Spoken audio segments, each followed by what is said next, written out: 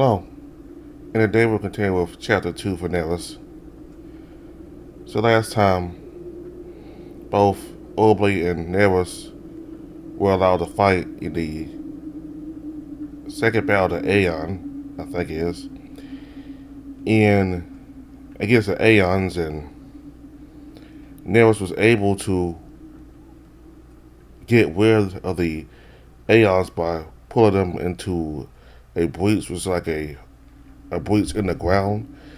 So they were able to pull the Aeons in the ground. However, in doing so, he accidentally ended up being pulled into the breach himself. So the goal for the descendants were to eliminate the power that the Aeons had. They would say could be some kind of a vessel, I guess, or some kind of power that Nomino wanted really badly. Nomino wanted the power so he could use to destroy the world, and instead, while they were able to get rid of the Aeons, their power transferred to Obley. So Ocell's considered the mission a complete failure because yes, they got rid of the Aeons, but the power still exists. It exists now in Obley. And Ocell's told Obley that the mission was a failure because he has the power now, and Ocell's wonders what Seth is going to do with the power. Is he going to use it for good or bad? And plus, Nomino could use Obley for the power also. It looks like Obley is on his own again. The two of them are separated once more, and Obley is going to figure out a way to get Nerus out of the breach that he got sucked into with the Aeon. And it's sad that, I was happy they were reunited again, but it's sad that they're separated again. So, before we continue with Chapter 2, I'm going to go to the extras.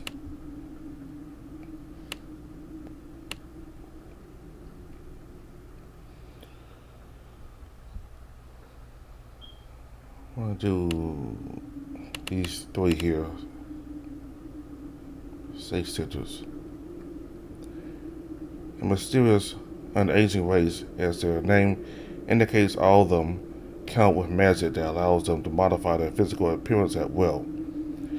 They served the Aeons and were led by what some parties often refer to as the first sage-shifter, Nomino.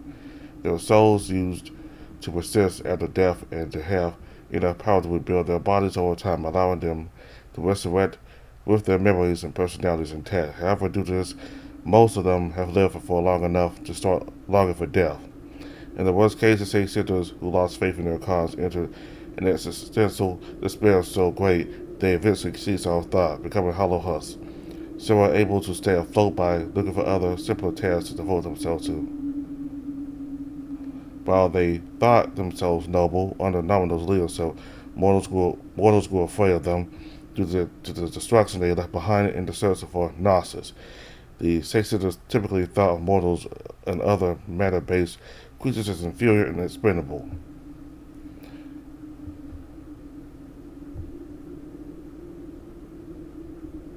Although they have the same physical needs as most mortals, for them these are purely psychological, thus they think of them as small hassles they are forced to deal with.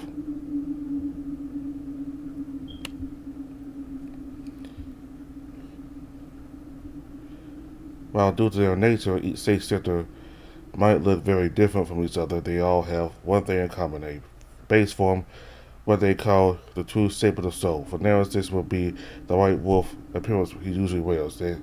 They can only modify their appearance based on this form, and the amount of changes they can do depends on the individual. For instance, Nerus can't grow any smaller than 2 meters and a half, change the color of his irises, or get rid of his canine features.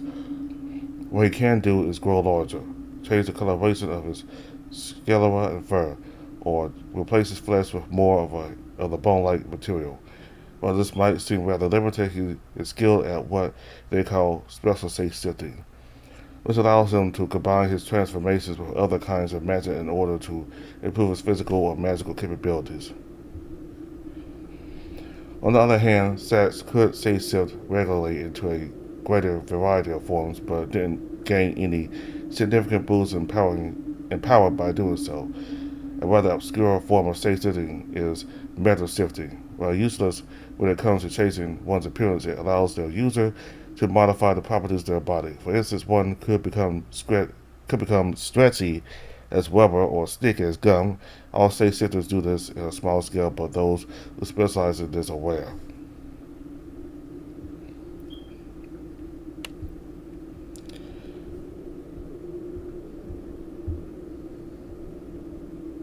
While Nomino stood at the top, technically speaking, the highest rank a shapeshifter could obtain was that of a great shapeshifter. According to Nomino, they were the first ones to emerge in the purest, most powerful of their kin. The ones that spawned after turned out to be much weaker due to them falling too far from the light, thus being born soiled. Their main duty was to uphold Nomino's law and act as motivators for lesser shapeshifters so they wouldn't go hollow. Below them were the Warpers, highly regarded for their magic that made the shapeshifters interplanetary routes possible. Shapeshifters were always looking for new Warpers to recruit. Next were the Trackers, capable of monitoring the state of the soul, which allows them to track lost souls lacking a body or identify soul needs in patients once those started appearing. Most of them were the doctors or researchers. No one speculated to be a tracker based on what little has been seen from his magic. Finally, there were the nobles, who worked closely with the great shapeshifters in order to acquire great numbers of Gnosis. Alternatively, they were to secure resources to satisfy bodily needs of their kind, such as water, food, water, and housing. The rest of the shapeshifters were the nobles with varying tasks depending on the methods and tasks of the nobles they served.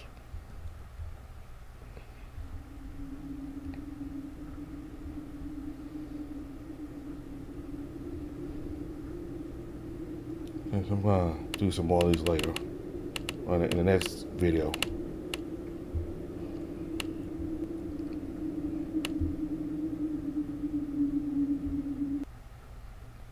Initializing playback.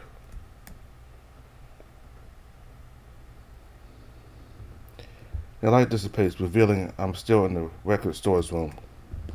The time exits before projecting the timeline in front of me again.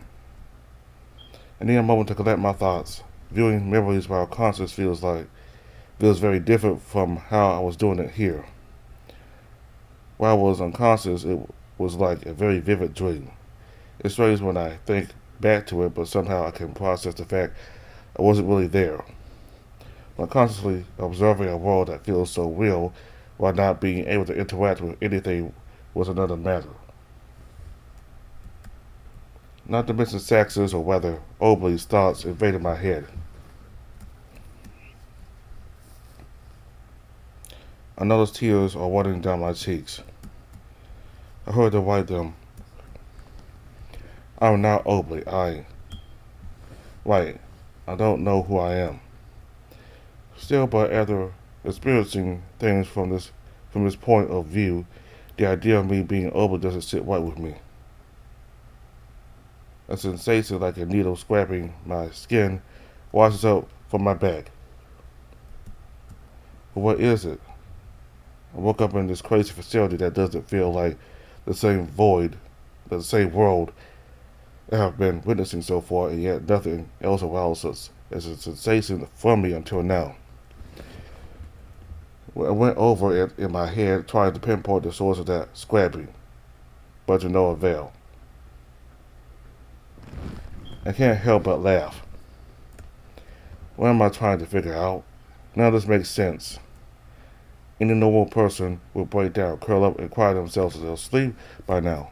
The knot in my stomach alerts me of its presence, but I swallow it back down. I can't allow myself that leisure. My ruined body quivers with impatience, pushing me forward.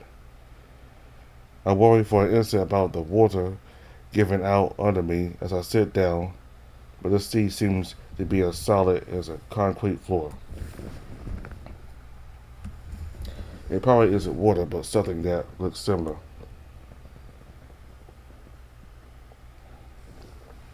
I don't know why I'm in the carcass, if I was related to it prior to the awakening here. This being a facility implies there are people running it. Maybe I'm one of those people and I don't remember it. But that's just a shot in the dark. As far as I'm concerned, these stories are being shown to me for a reason, so they might hold the key to my lost memories. Now that I know who Obley is and what happened to him, I could make a good guess as to why he was there on Earth in 3041 AD. It probably was related to bringing Nerus back from the other side of that breach. What did they say was on the other side? The void? This could be wrong, as there is an 800-year void between those 2 points. Nerus could already be back and Obley is on Earth for an unrelated reason. If he isn't, Obley could still be looking for a way to bring him back, or perhaps he gave up and his presence is, again, for an unrelated reason. That last possibility is unlikely, however. He strikes me as a too persistent to give up because 800 years pass. But now I'll run with only the first 2 possibilities. The real problem is if and how this relates to the murder Abby case. Although they are 2 different riddles, they could hold clues to solve each other. But I don't see them. This is as far as I'll get with the information I have. As I get up, I pick up a crackling sound. But when I turn around, there is only sea and threads like thin runes in the dark. What was that? Hey, I'm alone here, right? I say to the egg. Affirmative. And after a few seconds, I struggle off my uneasiness and get back to work.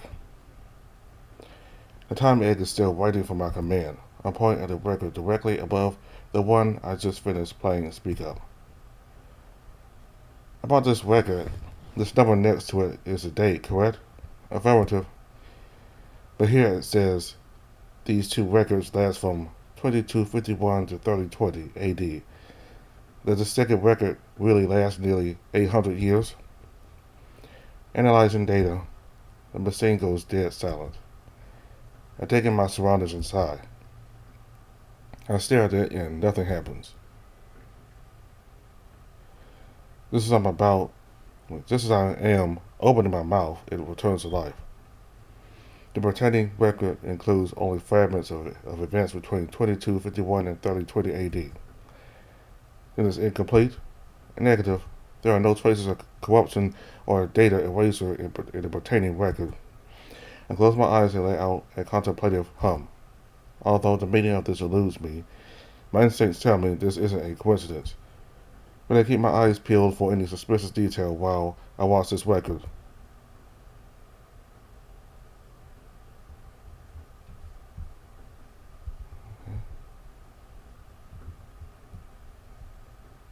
So this is new here. So the part where we just finished is from 2251. This is 3020 AD here. The record starts with static. My head feels light as I wait for a shift that never happens. My consciousness still feels like my own. I'm not being forced to watch through someone else's eyes. Not that there is much to observe. There's nothing here. I wonder if the person this record's point of view belongs to is asleep or unconscious. But I saw some of Lisa's dreams, so I assumed that shouldn't matter. As if in answer to my hesitation, reality breaks down.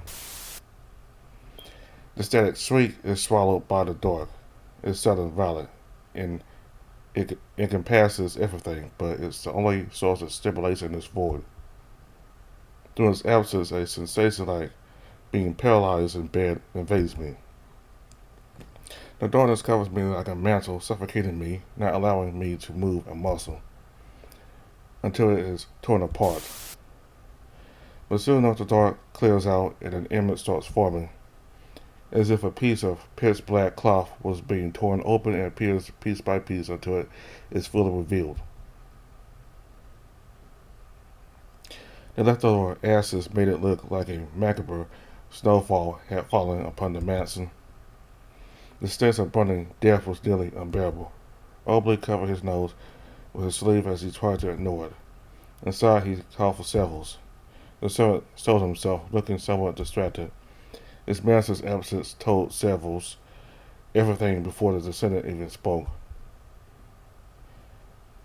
Something went wrong, didn't it? Nerus, he. I don't know what will happen to Nerus. Now I'm not implying he isn't dead, but I have no way to make sure. Only a few of the Aeons have been in the void, so we know nothing of it. Damn it. Obi put up the most stoic expression he could and looked at Sevils in the eye. He's okay. The Aeon didn't kill him. But he's unable to return here right now. He accidentally flew into the breach and is stuck in the void right now. The void? Will he be able to return? Sevils was unaware of what a meaningless question it was.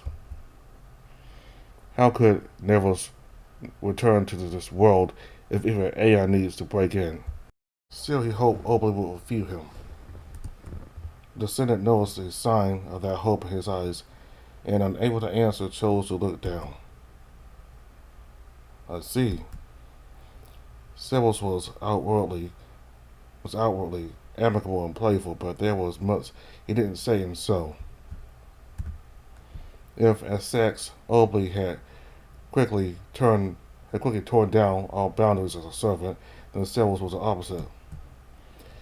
He was a model saint, a person waiting for an execution that will never be enacted, clinging to whatever he holds dear.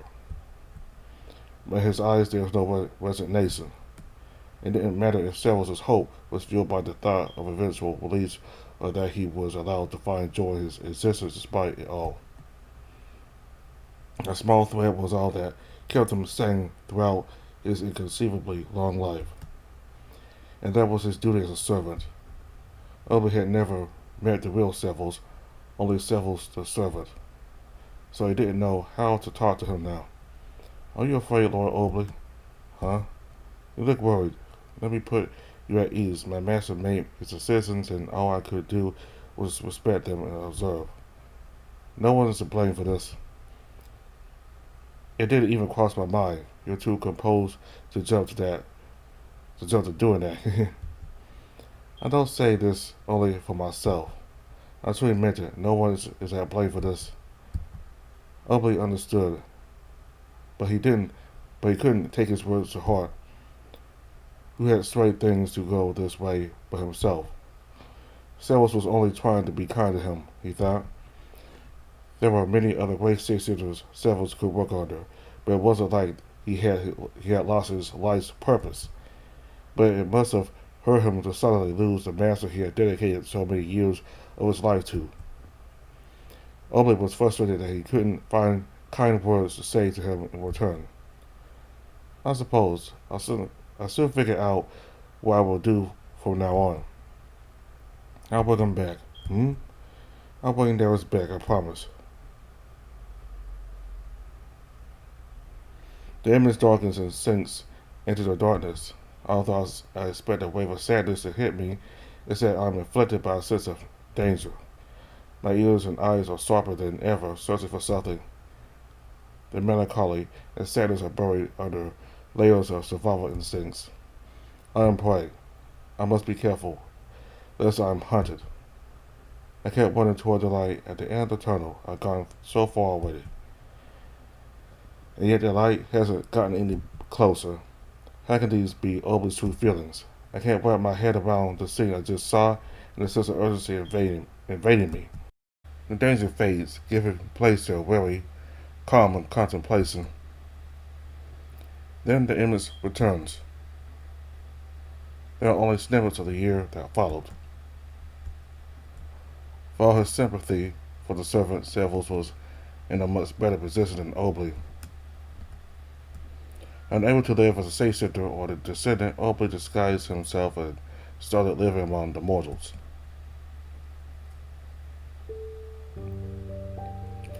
Obi stared at the ceiling. Although the discomfort from lying down on such a hard surface urged him to get up and get started with his day, he had no energy. He moved his feet from left to right in a rhythm, not doing much else. He closed his eye again, but sleep wouldn't embrace him again. Even if it had done so, he would have woken up to the banging on his door. "Are you there? Don't oversleep again. We gotta head out soon." Somehow, the annoyance that sound produces was enough fuel for Obi to utter a shout. "For what?" "Work dummy." What reliable coworker he had. "Alright, give me a minute." It had been a few weeks since Obi had settled down on this planet. Infiltrating the mortals and living among them was simple for him. All that experience from his life as sex had come in handy. This planet was inhabited by people with hard cells covering their backs and bird-like features. They were part of an interplanetary federation, and because of their sturdy bodies and stamina, most of them were employed for manual labor at a shipyard. No matter how much technology advances, it can never interact tiredness and underfunding. Life here was difficult. The working conditions had made the workers an easy target for the safe centers in the past, to the point their abundant noses led to the apparition of the monsters the mortals called abominations. So the descendants increased their presence on this planet to put a stop to a safe center activity and bring back order. They never retreated after that. Obi considered himself simple-minded, so he always chose to work in isolated planets where he didn't have to get involved with complicated matters like interplanetary politics. He had heard enough horror stories from fellow descendants to think places like this were a minefield. He admired his siblings who could put up with it. But now he was planning to make use of the close relationship between the locals and his siblings. The descendant portals made it possible to open a breeze. Nomino had merely identified a way to exploit their design for that purpose. Obi planned to learn what Nomino had done and try to replicate it on a smaller scale. Since Nomino's key had been blown to bits alongside the teleporter, Obi's only option was to begin from scratch. But finding that design flaw wouldn't be easy. Otherwise, the two battles of the Aeon wouldn't have taken place, as the descendants would have found and fixed it. That was what they were currently trying to do, according to Locusti. "I won't need to investigate at all if they're lucky. I just need to swoop in and make off with the results of their research." But Sales is also so suspicious that he might decide to take measures against me if he learns about this. I need to be sneaky. "Oh, you're white? You haven't talked much." Although this co-worker looked dense, he was very mindful of other people, which made him light at their workplace. One day he had noticed Obi was down and invited him to eat together. Since then he had taken it upon himself to help Obi work through his bad habits. Obi was a bit annoyed at first, as he wanted to be left alone, but his loneliness, he had grown to appreciate his company. "Not really, I'm worried about my family. I'm thinking of paying them a visit, but we aren't on good terms, so..." It was as if he had been splashed with a bucket of cold water. Obi's hands shook as he continued reading. He had to restrain himself to not tear the letter to bits. It was already risky enough that he had sneaked his way here. He needed to get back to work before one of the descendants checked on him. If they got suspicious, they would surely have his soul made suspect him and blow his cover. He shoved everything back to where he found it and opened the door just enough to peek into the hallway before making his way downstairs. His siblings had been unable to find an answer to the teleporter problem. Obi had assumed they only started to look into it recently, but research had started as soon as right after the first battle of the Aeon. And up until now, they had found there were no signs of progress being made, but there was no time to wait. The battles had proven the portals to be a time bomb. Not to mention they couldn't discard the possibility of permanent damage if more breaches were to be opened. So Osiris had finally decided it was time to retire them.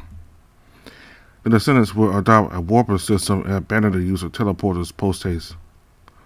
The teleporters would eventually be destroyed to prevent further state-center sabotage. It was 2 months. With no other source of comfort, Obley allowed himself to wallow in this boring, mundane life the mortals had. Despite his efforts, his sadness was on display through his arched eyebrows and frowning mouth. Are you listening? So I was spacing out. His friend sighed. He leaned closer and spoke quietly. He didn't want the boss to notice they were talking. You were looking so much better lately. What happened? Something with your family? The man was sympathetic. After all, only a few of the workers there lived with their families in a nearby town. The rest of them lived alone in apartments assigned by their employers. Living in town was expensive, so although many of them had come here to provide for their families, they had been forced to leave them behind in their hometowns. This also led to tensions and animosity as the distance eroded their bonds. So he understood he was used to cases like this. Even then he had to urge Oba to stop spacing out and keep it up for another hour. The day was almost over, and nearly everyone there was carrying baggage like that. Oba wondered if the same was true for his good friend. Come to think of it, he did recall him mentioning a son of his. He decided he would ask him about it after work. But that opportunity would never come. Was it negligence from one of the exhausted employees? A failure from the abused equipment? Oba didn't stay to find out. A sadness he only vaguely remembered from when he was Sax returned in full. He still had hope Nerus would return, so he only truly experienced loss again when he realized this person was dead for good. Oba used to guess if one experienced enough pain, they would learn to live with it. His memories of Sax had proved him wrong. Knowing how agonizing and slow pain can be made it all the more terrifying. So he ran away. Better be alone than live in fear of this pain striking without warning. Unable to be a descendant, a state-center and immortal, he now truly was a homeless vagabond. A lonesome existence that might as well have been tiptoeing at the edge of the world. This was a pleasant place for once. It seemed several had taken his promise to heart, seeing someone had been taking care of the mansion. It had been years Obi expected to see at least some level of dilapidation, but everything looked just as he remembered it. Even the white flowers still had their pale glow.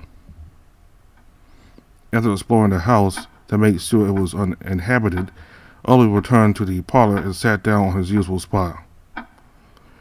As he sat there, the incessant tick-tocking of a clock he hadn't noticed before started to wear down his patience. He was angry. Severus was right. This might have been the result of his actions, but that didn't make him guilty. Oba didn't understand Osiris or why he placed the memory eraser seal. What did he have to do with it? They were concerned at the second battle of the Aeon. If Obley was guilty of anything, it was being too worried to realize the portal was about to be destroyed. Now that Nerus would have heard his warnings from that distance, Nauno had taken advantage of his agitated state after the battle to trick him to consume the Aeon's soul. Nothing made sense. Nothing worked in his favor. Roaring, Obi stood up and kicked the relatively small table in front of him.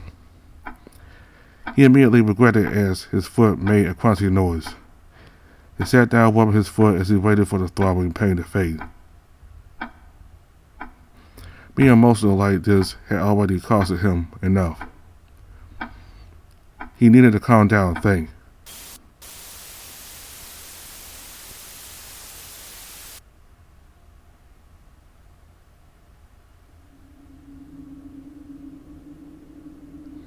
I held the pillow close to my chest. I have been lying down for long enough that my bones are starting to ache, but I don't have the energy to get up and stretch my limbs. Bitterness and sadness pull in my stomach, festering, weighing down on me. I lay immobile, replaying my memories over and over. The salty smell of the beach, the stars, the ants. The answers are so comforting. I close my eyes and visualize it. It's a surprisingly warm night, and I'm laying down on the grass. But that's all. This sight is mine, for I'm unable to share it with anyone else. For how long will this go on? Will ourselves ever forgive me for whatever I did? Will I ever stumble upon some miracle to bring Nerus back? Why did this happen? I hold on to that question as it brings me to my feet. It's like a thin, sharp string digging deeper into my scales the harder I grab it. But I don't let go. Back then, it had been acting as if I was always one step ahead of things. I pretended to understand my situation and to understand Nerus. But now here I am, being gloomy and wondering whether things went wrong. I already paid the price for that arrogance and my anger. Maybe lying down and waiting was the correct choice. Nomino was strange, but there was always intent behind his actions. He was making me go through this for a reason. So if I just waited, and yet I still don't let go of it. What did Nerus say back then? Something about me having the eyes of a fighter. I guess that's true. Back when I realized my memories as sex would be wiped out, I didn't resign myself to that fate. I resisted. I saw through El Cerros and overcame the spell. Then we tried fighting to ensure the future we wanted. It went wrong, but so what? I was supposed to wallow in self-deprecation just because we tripped once? I'm not going to wait and let myself be used by Nomino and the likes further. But I can't ignore our mistake. If we assume the second battle of the Aeon ended the way Nomino wanted, Nerus and I played right into his hand. I wasn't sure before the battle, but now I'm certain that Nomino's disdain for the Aeons is genuine.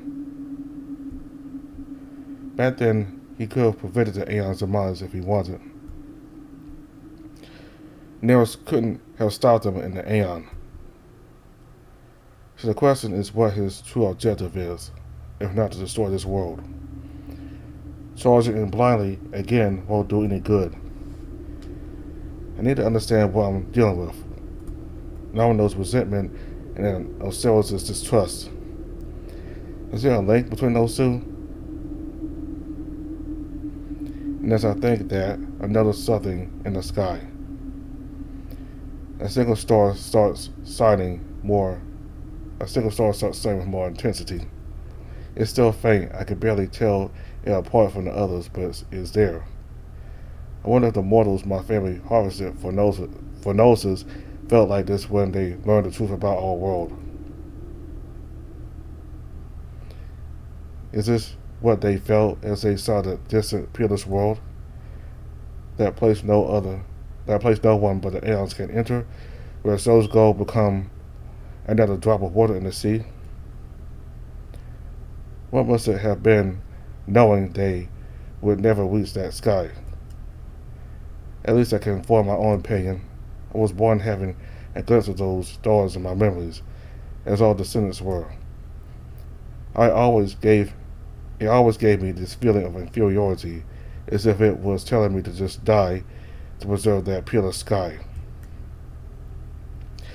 But a sky like that can only distract from the ugliness and malice beneath it. I dislike it. The fake stars always welcomed us, gave us light and warmth without this. They are the ones we are grateful to.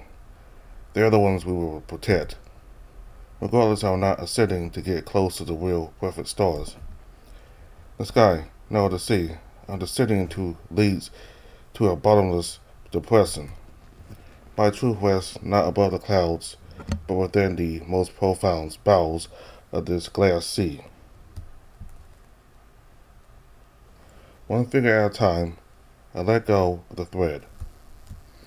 As I lose my balance, everything turns upside down, and I dive into the sea of stars.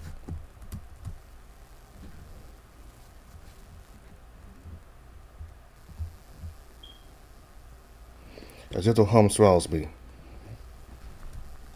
My exhausted legs give in and I start floating in the vacuum of this space. But in spite of my exhaustion, I feel rewarded. I finally made it. How long ago did I start walking this path? Was it when Nerus disappeared into the breach? No, it started much longer ago. Before I became Oblate again, before I became Sax, before I first met Nerus. Before meeting him back then might have been a fortunate coincidence. If I hadn't, I might have resigned myself to my fate the moment I noticed the strings moving me along. It means nothing for a puppet to just notice the strings. For it to become something more, it must sever those strings. And now I have the courage to do just that. And there is one more thing I am noticing just now. Those who go through Gnosis get a glimpse of the pleroma where the aeons exist. So what would I, who went through the opposite process, see?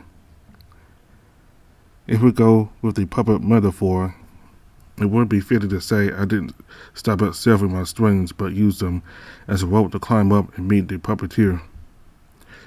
But a puppeteer often merely acts out someone else's script. I smell salt in the air. I can even taste it if I open my mouth. I turn around and meet this role's master.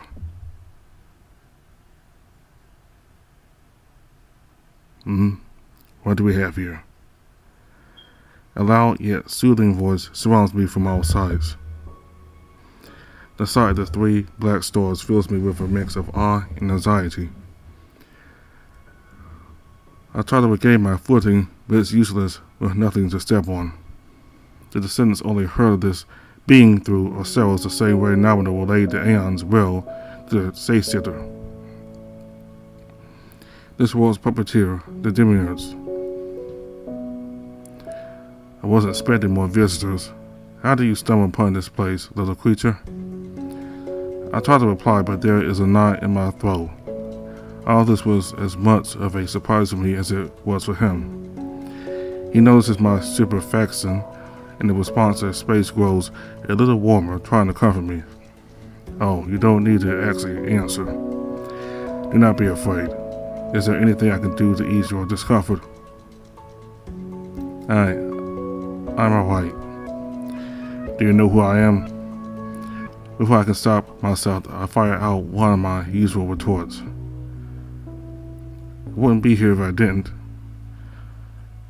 However, the Demiurge seems amused. My stomach turns as my body suddenly regains balance and I get put back on my feet. Stepping on nothing feels almost as disorientating as floating. Forgive my precarious accommodations. I would like to take this conversation elsewhere, but I'm currently unable to leave this dimension. So I worry about being trapped here too? Oh, not an old child. This is the center of the world. It became my prison when I decided I would repel the outsiders trying to bring harm to my creations. although my defense hasn't been faultless. But it would seem you already know that. In your case, you should be able to move freely in and out of here. I get the impression you know who I am. Could it be it's true that you're omnipresent? That you're omniscient? To a degree, I can observe anything happening in my realm if I wish to do so. I admit, I did witness a recent conflict with the Aeon. But you should know that as long as we're here, we can't hide anything from each other. You haven't noticed, but you, as well, are prying into my mind. That's what resonates. I chuckle. Your volition creates such a stark contrast with those who fall for the shapeshifter's whispers and have their souls torn out of this world by their gnosis. We have such a strong, unstoppable conviction, yet now you've become silent all of a sudden. Haha. I start laughing as well as a surge of joy from the demiurge fills me. But alongside it comes a feeling of emptiness, heartache. This is something I became very acquainted with since I was a knight living as a descendant, shapeshifter, or mortal. And loneliness as deep as the sea, vast enough to become one's home. Although a home merely welcomes you, if it never lets you go, then it's a jail instead. You came here because you were looking for something, child. What is it? Use your own words. I smile. Alright, if you are reading my mind, you must know who Nerus is. At first I was looking for a way to bring him back into this dimension. And it seems you are the one responsible for the wall separating us from the void, but I suppose I can't just ask you to temporarily lift it. Of course not. This wouldn't be a prison if he was allowed to enter and leave at will. If the walls of denial built by the demiurge were so easily defeated, it would have never arrived here. To live a long, happy life for him is my objective. Although I think it's a humble request, making it a reality won't be so easy. The recursion inflicting you is merciless. It will destroy everything that stands against it, no matter how small. What a terrible series of events have led you here, child. I can hardly imagine a worse fate than yours. That might be true, but learning that helped me look at the big picture. I realized I was being deceived. I don't need to worry about how I will unite with Nerus. That will take care of itself with time.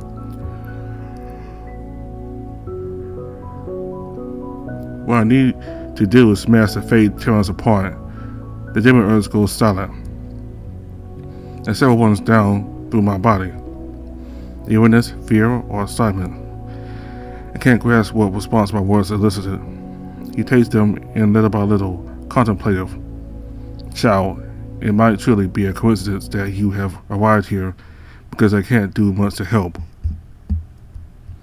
I'm held down by the chains of fate just as much as you are. However, I once had determination like yours.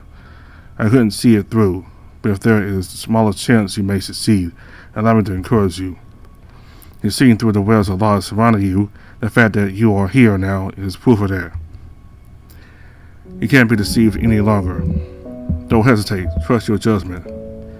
Just don't lose sight of your objective.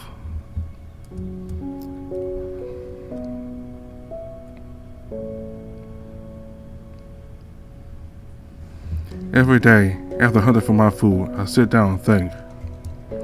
Although I understand all the mysteries surrounding around myself and Nerus, and have an idea of Domino's goals, I still don't know much about how he plans to achieve them. As much as I attempt to look at things from his perspective, I fail to see how things will progress from here on. Back during the second battle, he had me consume the Aeon Soul, telling me to use its power to bring Nerus back. He set me up to be isolated to make me grow desperate so in my biggest moment of need, he could come to offer me help. That's obvious to me now. So he must need me and the power of the Aeon. He probably still knows something I don't, because I can't see how things advance from here on out.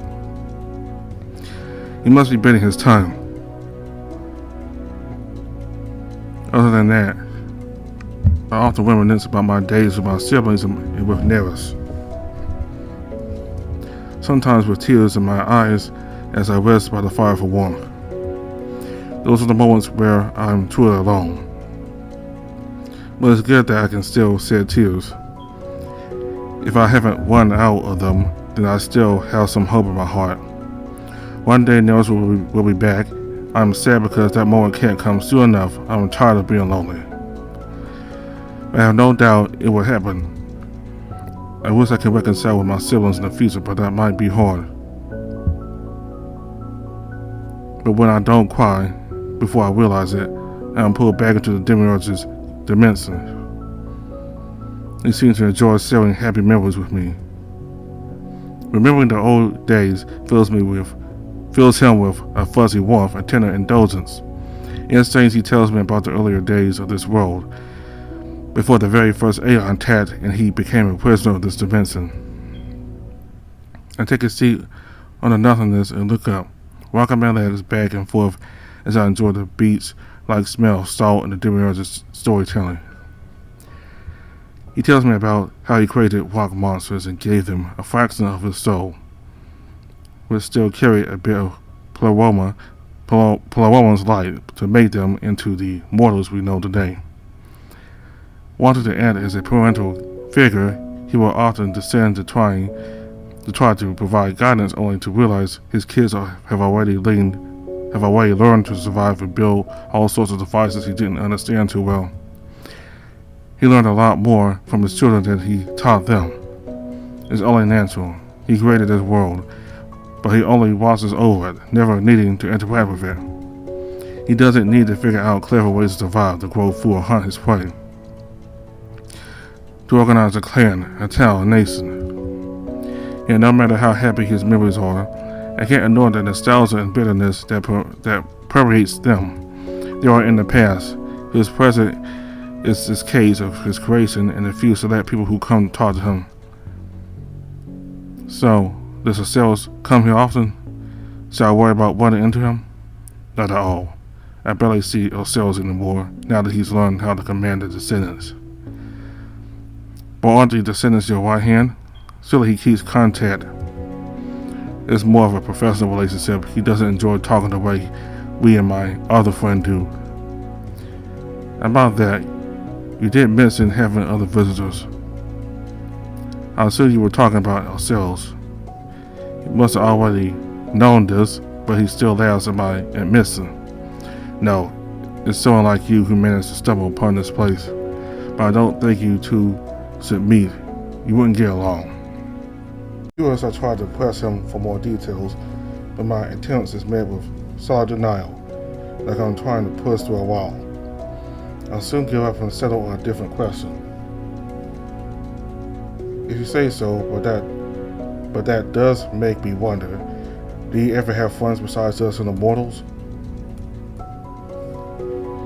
I don't know if I call them friends, but I did used to have another family long ago, before I created this world. They live in the void where your Nerus is trapped. They are not alive in the usual sense of the word. They don't truly exist. Sometimes I wish I would have stayed there a bit longer, explore more. There was months for me to learn and discover, undoubtedly. But to be honest, I don't believe they must be pleasant company for Nerus. That's not great news. I know he should be fine, but I can't help but worry for him. It's only natural you must miss him. Do you miss your family? Naturally, I wish I was able to see them again. I don't even know what they look like. I only remember their voices and their names. But still, I like to think about them and about the void. It was a most extraordinary place with the environments and beings that I couldn't dream of to reproduce. I understand why Aceros doesn't like talking to the demiurge. He is something. He is someone with the descendants' best interest in mind who can't take his eyes away from the future. The demiurge is the complete opposite. All he talks about are memories from happier times because he lacks a future. This empty cell of a dimension designed by himself provides him with an isolated place where he can safely relive the past over and over.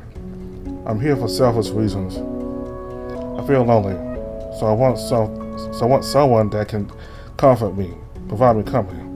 This might be cruel, but I didn't care as much about the demiurge's stories as I did about his company. But it's not too different for him. His loneliness has overpowered what little joy this cage can give. And I don't want anyone to feel like that. Say, planning to leave this place? He goes silent. The atmosphere around me grows heavy, and it gets a little harder to breathe. I get on my feet and look at him. I can't leave, child. But why is that? The Aeon's intervention in this world is limited to the 2 battles of Aeon. If I wasn't blocking the way, they would have seen this world was destroyed a long time ago. I simply am unable to leave, child. What kind of father would I be if I didn't protect you? I understand that, but that's only how it is now. The situation hasn't changed, and it won't change in the future, child. The Aeons are persistent and timeless. Perhaps, but when you get down to it, all you've done is close yourself off and sit here. If you are happy with how things are now, then I suppose you don't need to do anything else. But I don't think that's the case. Aren't you tired of being locked up here? I'm sure you must have wondered at least once if there wasn't a better way. If you didn't for whatever reason, then let me help you. I know I can't do much compared to a god like you, but both of us have plenty of time, don't we? A shiver goes down my spine as I finish talking. The air keeps becoming thinner. The demiurge goes silent. A persistent tick-tock resonates from a distant corner of the dimension. Whether the source is a clock or something else, I can't tell. The rhythm is off.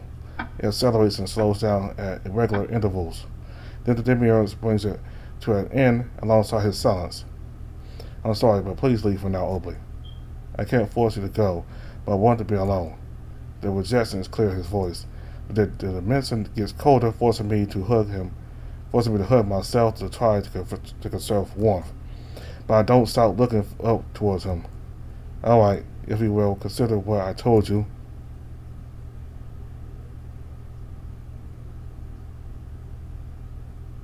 When I open my eyes, I'm back in the small camp I set up the day prior. I finished eating and was about to take a nap when the demiurge pulled me in. I cut my tongue with frustration. I didn't say anything wrong, so I can't help but be annoyed that he essentially kicked me out. But I mustn't be too harsh. I understand what he's going through to a degree. Nerus was the same, many of the Satiators still are. He said he once shared my ambition. He should come around eventually. I shouldn't push him, but let him decide what he wants. This isn't just about bringing Nerus back now. I want to repay the demiurge for the kindness he has shown me, so I need to be understanding and patient. However, after weeks, I still haven't heard back from the demiurge. A feeling of monotony I had almost forgotten takes over me. Tired of replaying the same memories over and over, I numb myself to the passage of time and let the part of my brain in charge of motor functions take over. The days blur together as I repeat the same task mechanically. In the brief moment of consciousness that slipped between the cracks, I think back to the demiurge. Despite what I told him, I'm in a similar position. All I can do is wait for the phenomenon to make a move. I know so much more now, but that alone isn't worth anything. I don't have power. I don't have allies. I'm isolated from the rest of the world. I can't build a sandcastle with a single grain. He's very good at what he does. I'll give him that. But part of it is my fault. If only I have seen through him earlier.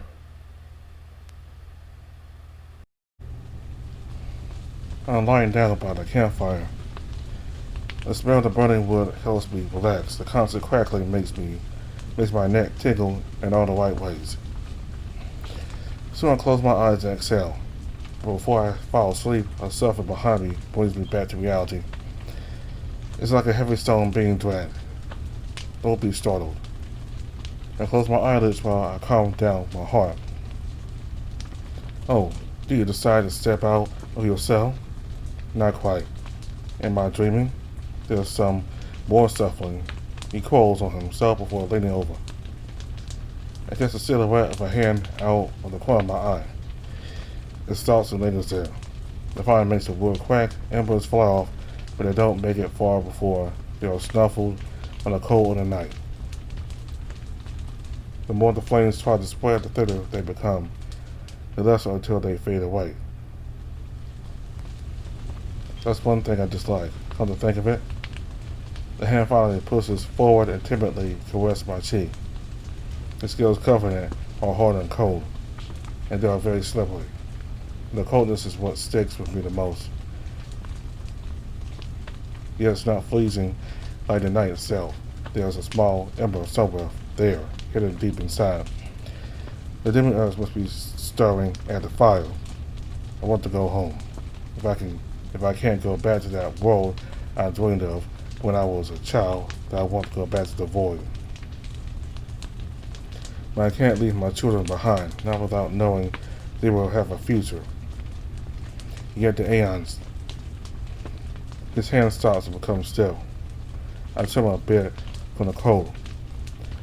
I admit, I've thought about it, but I could never come up with a way to go back. It's impossible to do so without sacrificing something. The fire wavers like someone blowing out a lit match. It quickly fades, leaving us in nearly complete darkness. I grab the demon Urza's hand as I sit up. His silhouette is faint under the light of the stars. But what I can distinctly identify are three glassy, pale eyes. They look empty.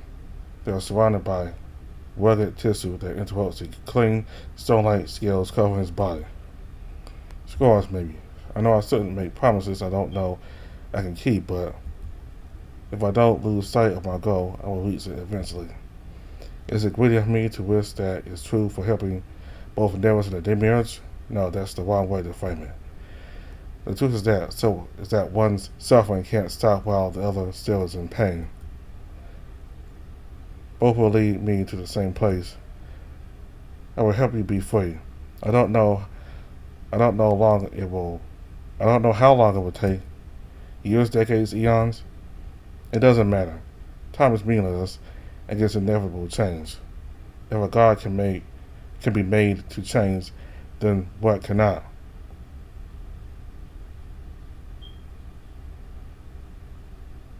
I climb up a tree and take hold of one of its branches. I need one long enough, not too fragile but not too thick. It takes a while to find one that fulfills those requirements. After breaking the branch off and jumping down, I'll start making my way to a nearby river. I sit by it as I begin sharpening the tip with my knife. My handiwork is sturdy no matter how much the time passes, but this should do. This stream is rich with healthy-looking fish. I'm salivating just think of the smell as it turns golden over the fire. But very soon my hunting is interrupted by some distant shouting. What's that, mortals? I didn't expect someone would come this deep into the woods. It was about time to move already. But as I step out of the river, I realize that he's calling my name. I hold the makeshift spear close to me as I stare in the direction of the voice. It's drawing closer. As soon as owner enters my field of view from behind a group of trees. It looks like one of the locals, but I get the feeling it must be a say-sitter. I finally found you, Obi. I heard you became a hermit after leaving, but I didn't think you'd be living alone in here. It's been a while since someone has talked to me so casually. His tone rubs me the wrong way. I swallowed that discomfort and reply as calmly as I can. Yes, well, what place do I have to go to? Let's get to the point. Did Domino sent you? He squints slightly as he steps closer. Knock, one of the Archons in charge of Earth, is requesting your presence. I'm taken aback for an instant because I remember Temp being the Archon on Earth. He either was replaced or more Archons are working with him now. Temp or not, why would any of them summon me? And why would they send a safe sitter instead of a descendant? Who am I kidding? Isn't it obvious? Not guess you would be confused, so he asked me to deliver this to you. The safe sitter to produce an envelope. It's black with a single golden letter printed on it. I feel I've seen the letter before, somewhere while on Earth, but I can't recall any specifics. After living in isolation for so long, I understand why Nerus seems so loopy at times. Are you feeling alright? I take the envelope, open it, and read its contents. Is this a joke? No, Nock hopes you will accept helping us out of your own volition. He thinks it turns super appealing enough for you. The safe sitter gives me a little bow before turning away and walking back the way he came. I contemplate stopping him, but I figure all he'll say is to meet with Nock if I want more information. Still, if what's written here is true, then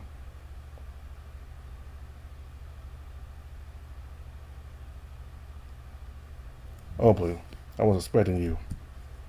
Are you watching? You already know Nomino is finally making his next move, and he's not alone. There isn't anything in the letter conclusively pointing at Nomino being involved, but I can't imagine otherwise. I wasn't expecting the letter's contents, partially because I didn't know such a thing is possible. There must be more to this plan. There must be more to this than I can glance from this letter alone. The contents can be summarized as follows. They will help me bring Nerus back from the void. In exchange, I will follow the instructions to end the Demiurge's life.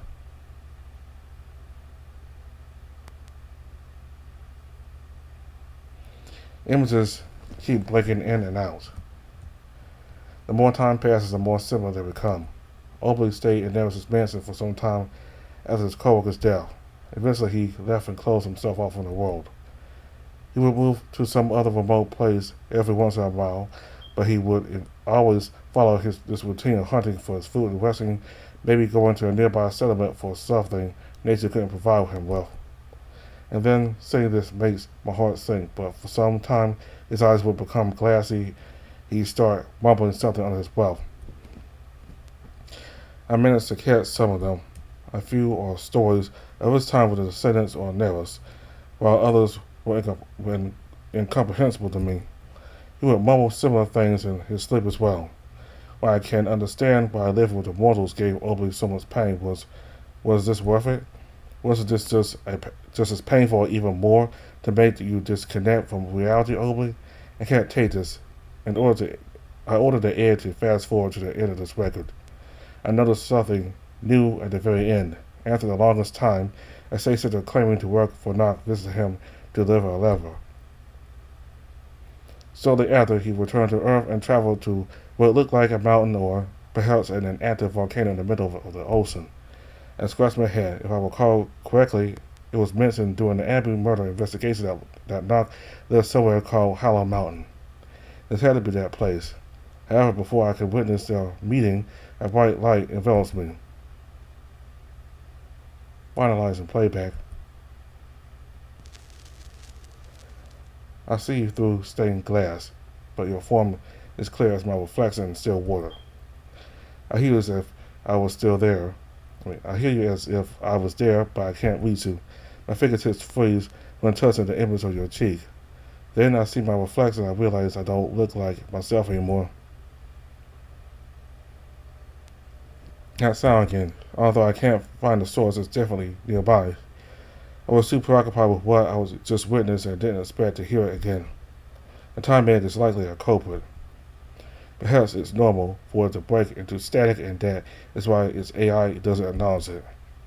Still bugs me. I'll be on the lookout for it from now on just to make sure. In any case, next in the timeline are 3 different records of the same time period, and none of them seem to follow Oakley. these records are about something that happened on Earth in 3041. It made sense Obley wasn't the sole involved actor. I have a good guess of where this is going, so let us not waste any more time.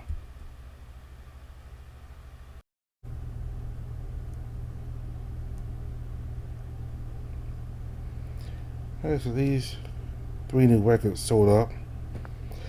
So, like this mysterious person said, Obley will not appear in any of these 3 stories, so this do take place in 2020, which is 21 years before the story of Bobby and Lisa, I think. So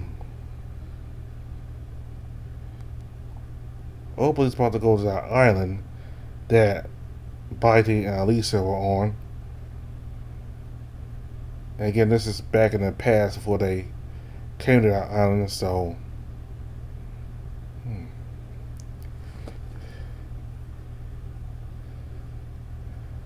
I think I know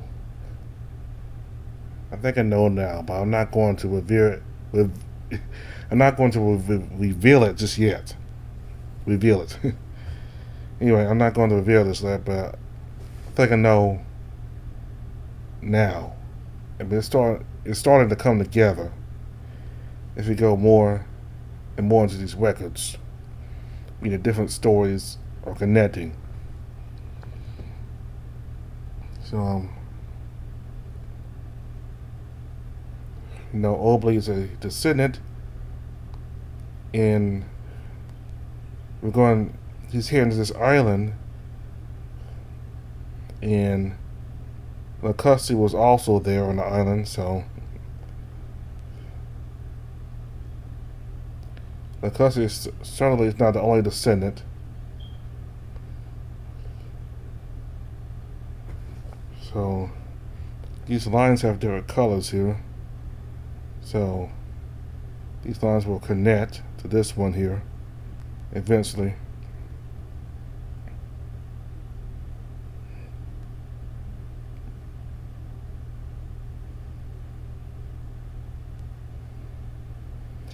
So next time we'll start one of these stories here. So he met the Demiurge, who is the creator of Earth and all the life on it. So basically, it's God, really. The Demiurge is God, and he cares about his creations, and he has some family that he's known before he created Earth and all the life on it. And he told Obley that his family's in the void, along with Nerus, and he confirmed that Nerus is still alive, but he probably not getting along with them. Maybe his family's in the void. It's Nerus. So he did urge Obley to keep trying to find Nerus. In that the Demiurge is like the guide for the descendants, and I think he mentioned that he keeps himself imprisoned because it has something to do with keeping the Aeons from destroying the Earth, I think. And that if he wasn't imprisoned, if he didn't imprison himself, then the Aeons will destroy Earth a long time ago. So, got to see God, really. That's what the Demiurge really is, God.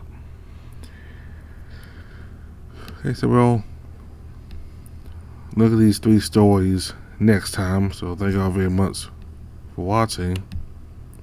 Goodbye.